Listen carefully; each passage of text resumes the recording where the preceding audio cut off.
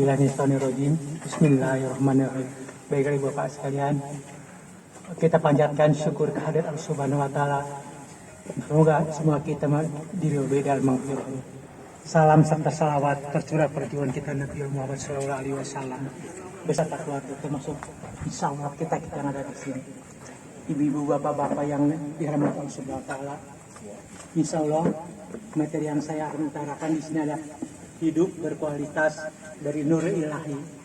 Jadi kita betul-betul manusia betul-betul jangan sampai ayo mendigawai gitu kan, tapi tidak ada artinya gitu kan. Maka saya mencoba gitu, kita berusaha untuk hidup berkualitas dari nilai.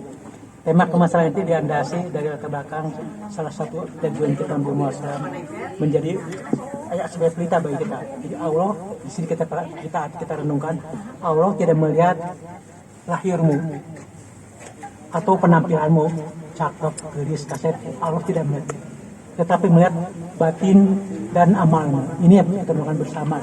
Ini yang sangat sederhana sekali bagi kita. Jadi pada umumnya kita atau manusia sekelompok orang tertentu lebih tertarik ini dia kepada lahiriah, tanpa melupakan ini yang kita lakukan bersama gitu kan. Dari tanpa meneliti hakikat rahasia dari suatu tersebut lebih mendalam. Jadi pada umumnya terjebak menilai seseorang atau sesuatu hanya pada lahiriah saja. Masyarakat atau mereka terjebak penilaian panca indera yang dipunyai. Padahal pada hakikatnya terkadang menyesatkan yang kita lihat. Cantik, gelis, atau gunung. Nah itu ujungnya kita neraka. Ini kita bersama gitu kan. Jadi mari kita masukkan, jangan sampai tersesat. Untuk selanjutnya bahwa kita bertindak dengan tindakan akal, di mana akal menerima informasi dari panca indera kita. Kemudian akal tersebut mengolah sehingga melahirkan makna-makna dan ikrar. Jadi pelita yang dengan jalan menuju hakikat sesuatu itu jadi kita penting bagi kita sana kita. Kita pergi kemanapun gitu kan. Wanusuki Muhammad Ta'ala, ini yang penting bagi kita. Jangan sampai saya datang ke sana, saya bicara di sini hebatnya, yang semuanya Allah Subhanahu wa taala. Jadi inilah, jadi kita intuisi inilah yang berfungsi mengajar manusia menuju ke dalaman yang tidak mampu diraih oleh akal. Jadi persoalannya sekarang sebagian besar insya Allah tidak termasuk kita yang ada di sini bertanya, yaitu dari mana daya itu memperoleh kekuatan atau ilham dari intuisi. Daya dari mana gitu. Nah, sebelum melanjutkan itu, saya ada sedikit bercerita. Jadi, contoh salah seseorang yang paling sederhana, seseorang merasakan lezat atau tidaknya makanan, dia dengan lidah atau lidah beliau merasa hanya masakan tersebut, aduh enak, aduh pahit, dah aja gitu kan. Ya cuma kata-kata enak dan tidak, artinya tidak ditindaklanjuti dengan pemikiran seperti berapa lama ibu itu membuat kue itu makanan ini gitu kan. Betapa lama, alhamdulillah si ibu ngadaman ini kita bersama. Kita renungkan sederhana itu, tetapi sederhana inilah tidak membuat kita malas waktu kita meninggal hebat begini, tapi neraka kamu kata Allah, karena kamu itu tadi gitu kan. Jadi baiklah, salah satu contoh yang paling sederhana yang tadi saya katakan, artinya tidak ditindaklanjuti dengan pemikiran seperti berapa lama proses pembuatan, berapa lalahnya orang itu membuat perbuatan, dan seterusnya. Masih banyak contoh lain. Baiklah, kritikan terhadap itu. Nah ini kita hal-hal yang sederhana saja gitu kan, peristiwa itu. Namun mari kita renungkan contoh kisah Kanjeng Nabi Ibrahim. Dia mencari kebenaran, lihat gunung, lihat ini, ujung-ujungnya bukan itu yang aku cari. Kanjeng Nabi Ibrahim sebelum menekan, dia melihat ini begini lama-lama, bukan itu yang aku cari. Ini semua penting. Jadi contoh pertama itulah yang ini bagi kita harus kita renungkan bersama. Terkadang kita sudah puas melihat tadi kan indahnya gunung, udah lupa kepada yang di atas ini. Pemecahan masalah itu sampai kepada ketingkat ini. Saya mencoba dengan pendekatan melalui firman Allah Subhanahu wa taala dalam surat An-Nur. Jadi contohnya begini. Punten surat Bismillahirrahmanirrahim. Allah nur samawati wal. Allah pemberi cahaya langit kepada langit dan bumi. Masalun nuri kal miskoti fiha misbah. Permukaan cahaya Allah ada seperti lubangnya tiada tembus, yang di dalamnya terlihat ada pelita besar. Al misbahu bi jujajah. Pelita itu di dalam tabung kaca. Nah, al jujajati karena kau kabun duriun tabung kaca itu seakan-akan bintang atau bintang yang bercahaya seperti mutiara. Yaqudu min sajarati mubarakah yang dinyalakan dengan minyak dari pohon yang banyak penuh berkahnya. Nah, jaitunati lasartiyah waladu. Pohon zaitun itu tumbuh tidak di timur dan tidak di barat. Yakadu jaitu jadi walau lakum tamsauna. Minyaknya saja hampir-hampir menerangi walaupun tidak disentuh. Nur ala nur yahyaulahu linuri mayasa. Cahaya di atas cahaya berlapis-lapis. Allah membimbing cahayanya kepada siapa yang dia kehendaki. Ini kita bersama. Jadi dari sekian ini orang, insya Allah kita bersama. Tetapi ini kita tahu, ini sederhana sekali. Jadi itulah ibu bapak para muhajir yang dimuliakan Allah. Imam Ghazali menjelaskan, miskot itu kata Imam Ghazali tadi, itu sebuah lubang yang tidak ditembus. Ini yang disebut bahwa Allah memberikan panca indera kepada manusia. Maka tingkat pertama manusia melihat, merespon persoalan tersebut. Tingkat kedua, diumpamakan sebagai pelita. Pelita diumpamakan sebagai akar. Akar kemudian menerima informasi. Akar informasi dari panca indera. Lalu diolahnya. Informasi tersebut menghasilkan atau melahirkan suatu makna atau ide-ide. Sementara itu, makna dan ide tersebut tidak jelas batas. Pelita yang berada di dalam tabung kaca atau ide-ide dan makna tersebut terpencar, tidak terkonsentrasi. Dengan kata lain, kaca yang dimaksud dalam ayat ini adalah daya imajinasi. Tingkat ketiga, dari mana daya imajinasi itu? Memperoleh kekuatan. Nah, kekuatan tersebut diperoleh dari minyak zaitun yang bersumber dari sajarot. Itu sajarot al-mubarakah, pohon yang penuh banyak berkahnya. Minyak yang bersumber dari pohon itu adalah lambang dari ilham sesuatu itu. Nah, ada satu pelajaran yang saya renungkan bersama ini. Jauh di sana ada seorang, yaitu di daerah Blora. Dari kecil orang tersebut punten tanpa daksa atau gempor sama sekali. Dan jelas orang tersebut tidak bersekolah dan buta huruf.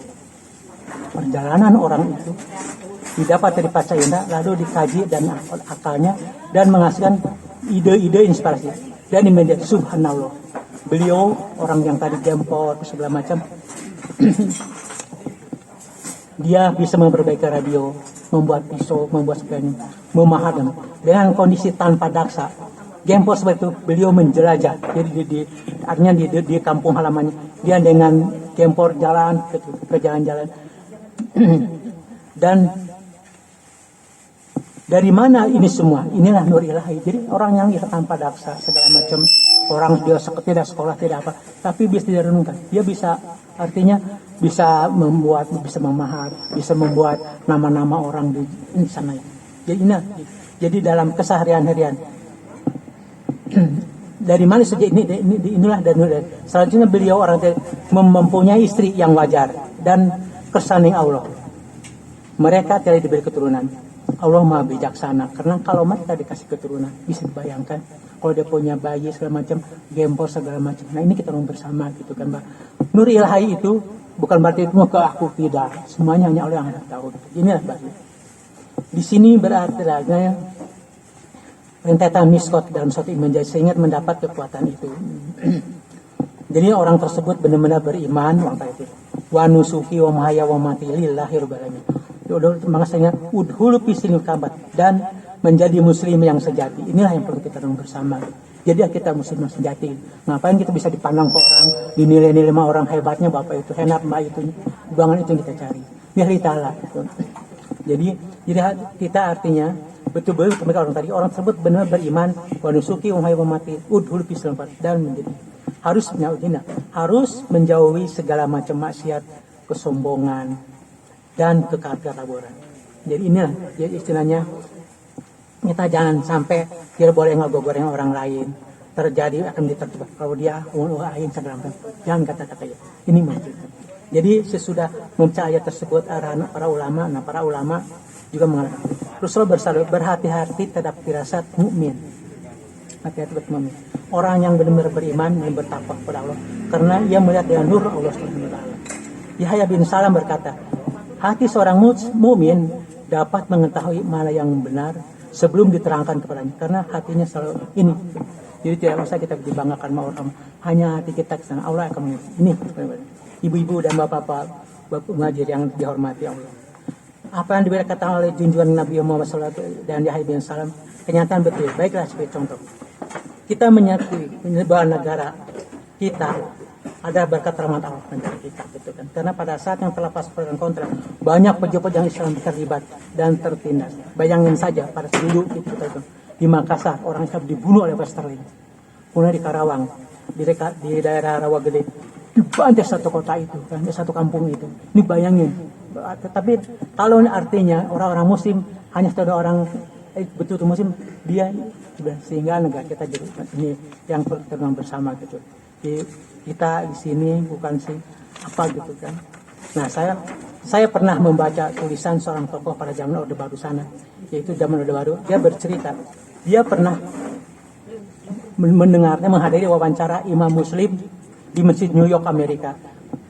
Yang intinya bahwa, nah, kata seorang Muslim itu imam Muslim di Amerika itu, bahwa negara Amerika diselamatkan oleh tokoh-tokoh doa-doa orang Muslimnya itu, terutama di sana orang Black Muslim, orang-orang Islam yang karena yang putih itu rata-rata kafir semua. Jadi itu semuanya dia. Jadi kita ini itu termasuk negara kita pun sebentar lagi gitu. Coba kita renungkan Indonesia dari mana?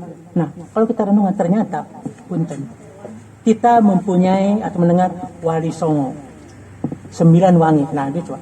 Pertama Wali Songo yang pertama Wali Ibrahim Malik, singkatannya I pertamanya itu dari Sunan Gresik. Kedua